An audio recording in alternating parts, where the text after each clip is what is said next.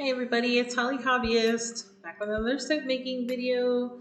Today we are making taco soup. I'm so excited to take you guys on this journey with me. I've been waiting so long to make this soap.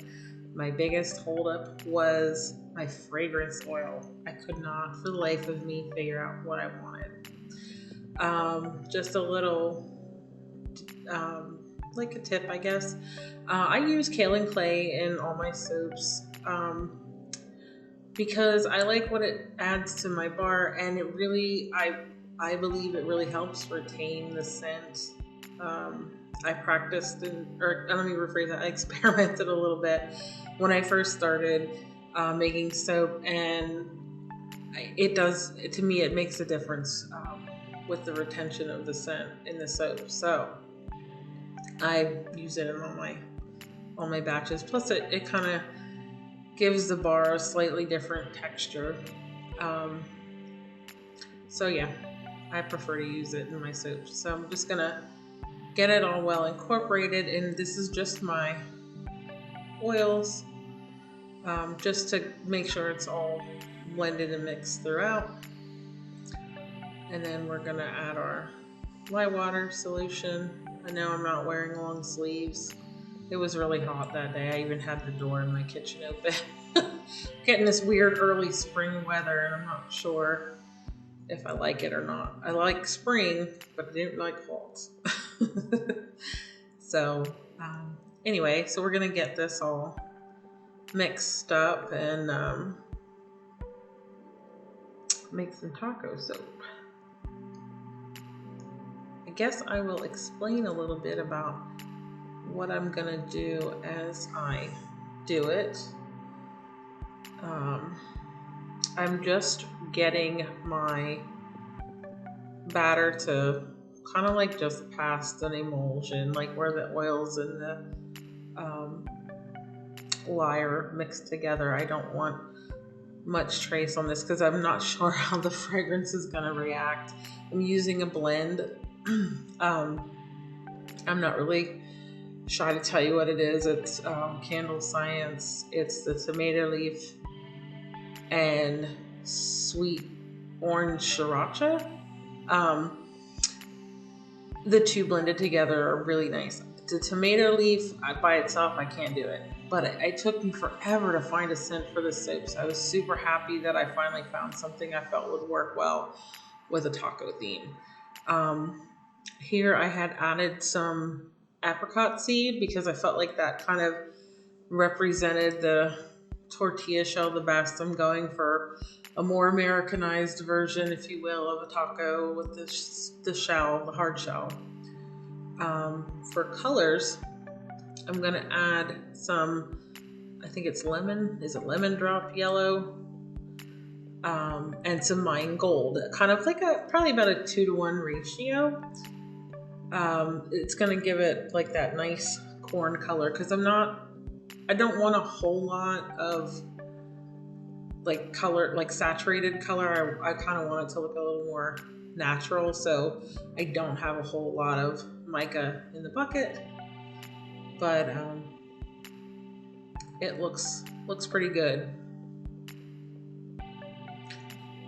Alrighty, so you guys didn't see, but I did split off for my batter. I poured off a little to the side. You'll see that here in a minute. I remembered when I was going through to edit this footage that I actually, when I initially poured this, I forgot the fragrance oil. That was funsies. I guess I forgot to record it too because I couldn't find it. Couldn't find the footage where I forgot. I initially tried to put it in the mold and was going to try to stir it in that way. That was like a super epic fail. Don't ever try that. Just dump it back in a bucket. Save yourself the headache. But I mean, we all have our time. Okay, so once I poured that, I set it off to the side to let it get firm. This is the top part I told you I poured off earlier. I'm using Nurture Soaps Mocha Brown. I think that's the color that I been using a lot for pretty much any of my browns. I do want this more pigmented, so I put a pretty decent amount in there. And a little bit of Nocturnal just to darken it up, because it is more of like a medium brown, and I wanted like a ground beef brown. Again, probably about a 2-to-1 ratio. I just kind of mix. I have no degree in coloring. I don't really, I mean, I took art in high school and that's it. So I just kind of go with what I think looks good. Sometimes I'll use a color wheel, but I just kind of play with it until I get what I like, and it tends to usually work out well for me. See, I don't know if you can kind of tell, this is more of a deeper kind of chocolate brown as opposed to like a lighter color that the mocha usually is. So we will get this cleaned off. And then I'm gonna make a makeshift, oh my, like a shaper, I guess. I've been seeing all these really cool, oh, here we go. Here's a side-by-side. Look pretty good to me. Yeah, so here's, like, I just took a piece of cardboard. I just needed like a crescent shape. As you can tell, I had a little bit of a struggle fest getting it to fit initially. It's definitely a skill, if you will, in terms of using like shapers. I never expected that much batter to come off. I think it's because the lines were too long on the sides. They came down too far. I probably should have lopped them off. And as you can tell, my batter's getting nice and thick, which is what we wanted. It just doesn't look so nice when you're trying to take some soap out of the bucket. But I think I did end up kind of putting it back in and just rounding it off because it was just too much batter out. There you can see it looks a little better. And then we're gonna add our brown for our ground beef. I'm not really sure why I felt I needed to try to break the fall of this because it is so thick. But whatever. I just wanted to make sure I didn't lose my crescent shape, which, I don't know, I guess you could be the judge of whether or not it turned out crescent-y enough for a hard taco shell. Because unlike most of my videos, I now have a cutting to go along with the making. So I'm moving up there, guys. I'm trying to get my act together. Alrighty. Let's scrape every little last bit out of the bowl. That's just how I roll. Yeah, it rhymed. Alrighty. This is pretty thick, so I'm just kind of tapping it down just to really smooth it out more than anything. There we go. So get it nice and flat. Okay, so now we're mixing up our soap frosting. I think in one of my videos previously I showed that I had purchased a Royalty Soaps piping kit, and I've been using the recipe that came with that. It works really well. Honestly, before that I was just using the recipe, my basic recipe that I used for my soap. I mean, it worked fine too. I guess I just use it because I paid for it.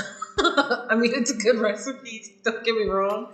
It really is, but really you don't have to. You can use whatever your soap recipe is, as long as it isn't too soft. Like if it's like a Castile soap, that would probably never get it to set up long enough to do piping. But let's see, I'm adding, again, I'm doing a color mix.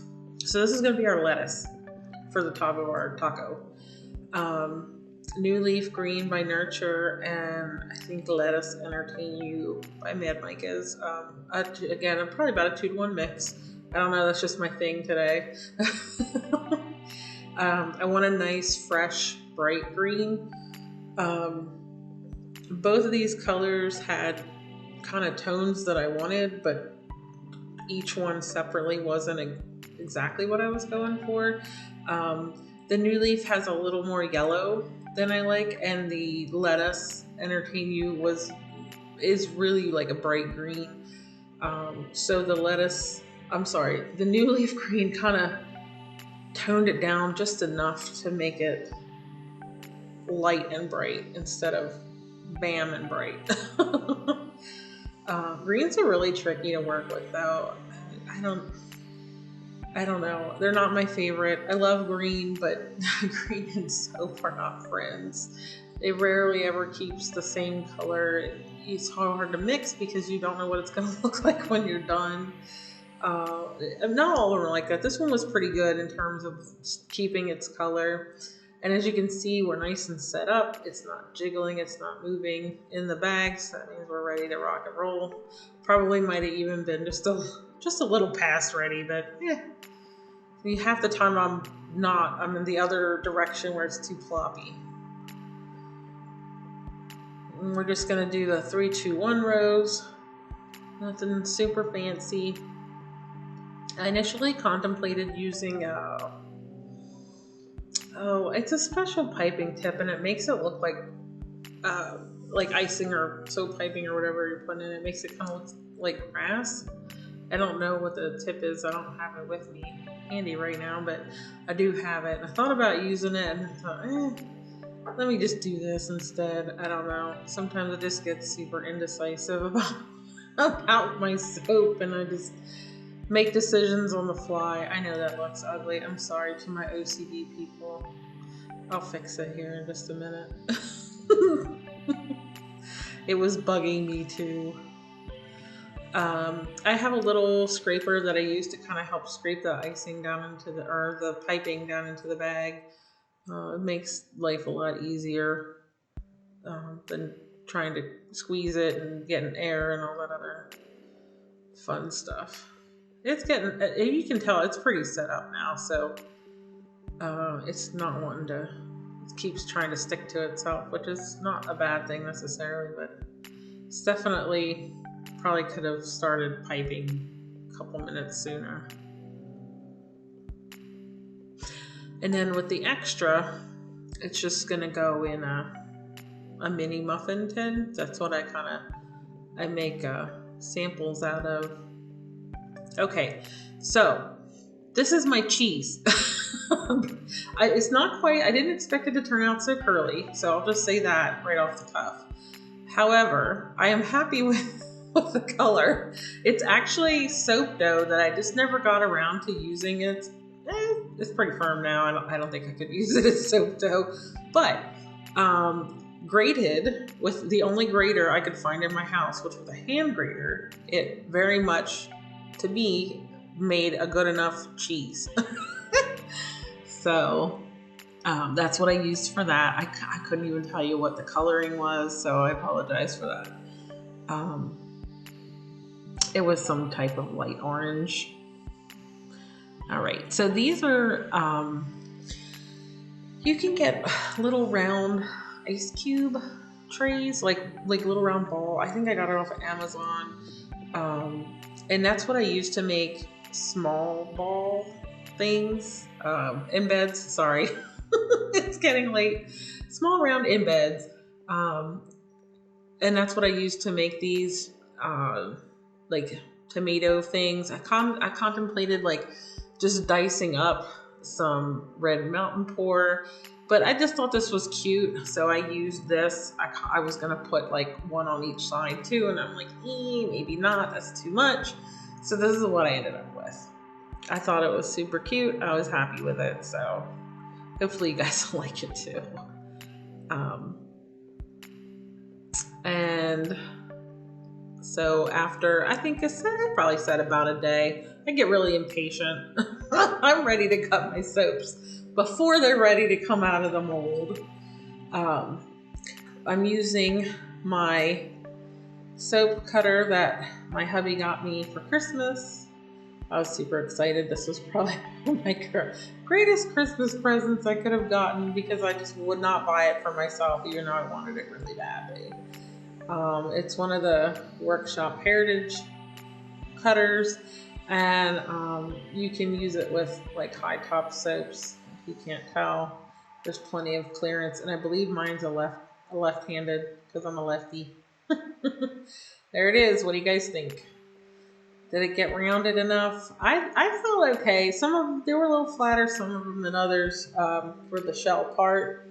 But overall, I was quite pleased with how they turned out.